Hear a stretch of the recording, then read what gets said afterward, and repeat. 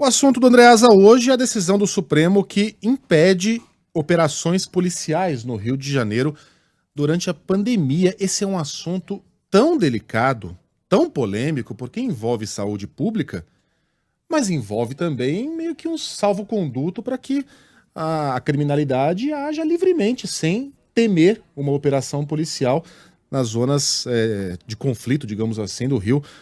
Quero ouvir a sua análise e a sua opinião sobre o assunto, Andreasa. Bom dia.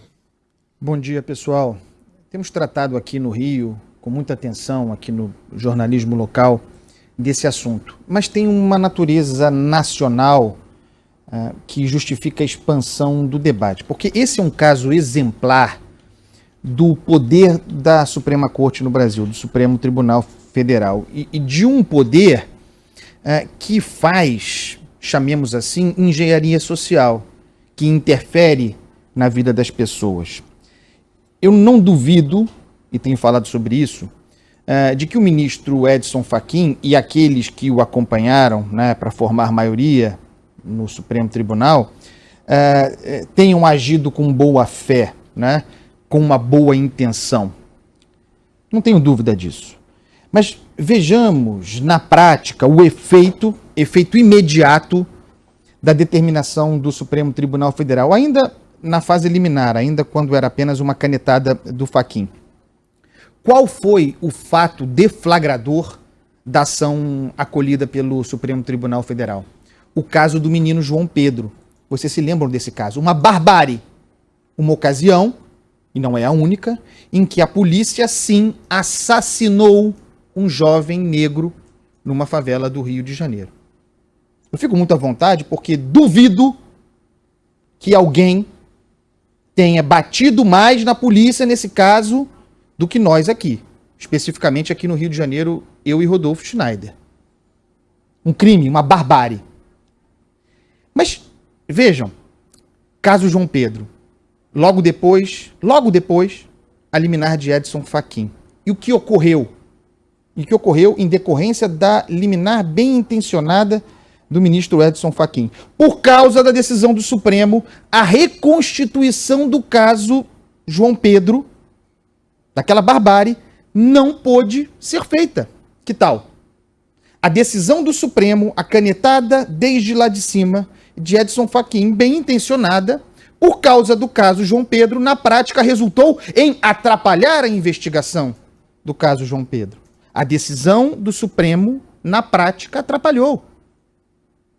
Atrapalhou porque quer fazer engenharia social, porque extrapola os limites, porque também significa desconhecimento profundo da parte desses ministros tão poderosos sobre, no caso, o Rio de Janeiro e a natureza territorial da existência do movimento das facções criminosas aqui.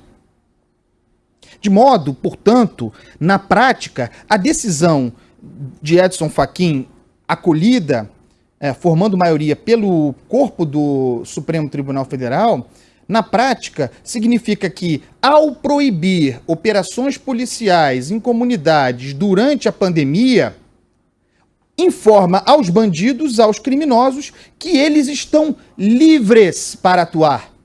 Estão livres, exato, inclusive para guerrear entre si, livres, Megali, para expandir seus territórios.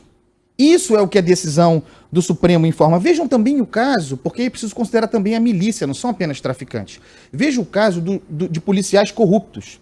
O policial que normalmente já faz de tudo para não operar, para não ir às ruas, para não integrar operações, para não reprimir o crime, para não enfrentar a milícia. Diante da decisão do Supremo Tribunal Federal, o policial corrupto está muito feliz, tão feliz quanto o bandido, porque agora ele tem a desculpa perfeita para não atuar. É uma inversão torpe do papel do Estado. O STF decidindo que o Estado não pode entrar em áreas apropriadas pelo crime. É um presente ao crime e é também a criminalização da polícia e, portanto, a criminalização do Estado. A polícia do Rio é violenta, tem muitos problemas, especialmente tem o dedo frouxo no gatilho quando entra em comunidades, em favelas, quando está diante de negros. Ah, tem. Mas é toda a polícia? E essa é a razão, casos como João Pedro, para que a polícia não possa atuar mais, não possa mais fazer operações. Que notícia se dá que notícia se dá ao cidadão, a imensíssima maioria, o cidadão de comunidade, sabendo agora que não tem polícia, que está à mercê dos bandidos. Outra perversão, outra inversão perversa desse caso, e é pura manipulação de dados, é a de que, em função da liminar de Fachin, o número de mortos e feridos em conflito caiu. Temos menos tiroteios. Mas você jura? Se o objetivo é esse, tudo bem. A gente entrega de uma vez as comunidades, grandes faixas territoriais do Rio de Janeiro ao crime e teremos menos mortos e feridos. Não é mesmo? Claro. O sujeito está à vontade. O bandido está à vontade. Vai atirar para quê? Vai expandir, vai expandir, vai expandir. Em termos de conflito, para concluir, em termos de conflito, de mortos e feridos, qual a diferença entre uma comunidade sem crime, é o nosso ideal, né? Qual a diferença entre uma comunidade sem crime e uma comunidade em que o crime não é reprimido? É isso. É isso. Então, vamos terminar. Tô perfeitamente de acordo, viu, Andreasa? Faço eco aí às suas palavras e jogo para você a música de hoje, pedido de ouvinte. Pedido do nosso ouvinte Luciano César de Oliveira, Romance dos Astros, um samba do Luiz Carlos da Vila e do Bandeira Brasil, gravado brilhantemente por Kleber Augusto, do grupo Fundo de Quintal. Ah, saudade. Que beleza. Um beijo para você, Andreasa. Até amanhã. Tchau, pessoal. Tchau. Só voltava a chover à noite e as estrelas, se a lua fosse a sua companheira. Sonhei que um dia o astro vem à terra descia.